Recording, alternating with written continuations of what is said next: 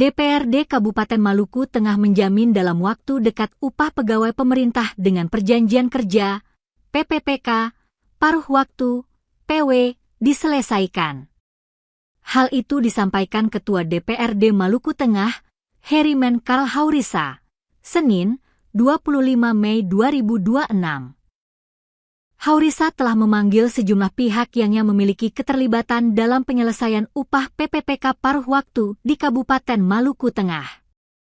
Pihak-pihak yang dipanggil diantaranya Dinas Pendidikan dan Kebudayaan, Disdikbud, Maluku Tengah, Badan Kepegawaian dan Pengembangan Sumber Daya Manusia, BKPSDM, Maluku Tengah, Badan Pengelolaan Keuangan dan Aset Daerah, BPKAD, Maluku Tengah serta BPJS.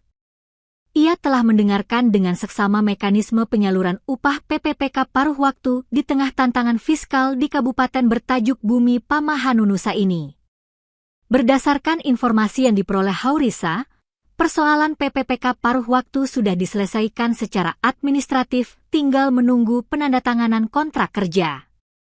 Diakui, sebanyak 902 PPPK paruh waktu di bawah instansi Dinas Pendidikan yang belum diselesaikan. Mereka terdiri dari 161 tenaga guru, 741 tenaga teknis. Walau begitu, Haurisa mengaku usai Lebaran Idul Adha, Disdikbud dan BKPSDM menargetkan penyelesaian tanda tangan kontrak kerja. Sementara terkait BPJS Ketenagakerjaan dan BPJS Kesehatan PPPK paruh waktu, disampaikan bakal dilakukan penyesuaian.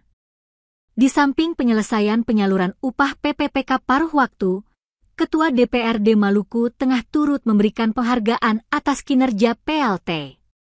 Kepala Dinas Pendidikan dan Kebudayaan, Disdikbud, Maluku Tengah. Pasalnya dari sisi peningkatan mutu, pendidikan, Maluku Tengah berhasil menduduki posisi kedua se-Maluku dengan tingkat kecakapan literasi terbaik. Penilaian Ketua DPRD Maluku Tengah itu didasarkan pada objektivitas capaian Disdikbud Maluku Tengah. Tanpa bermaksud mengintervensi kebijakan lembaga eksekutif, Haurisa mengusulkan agar PLT Kepala Disdikbud Maluku Tengah, Husin Mukadar dapat didefinitifkan.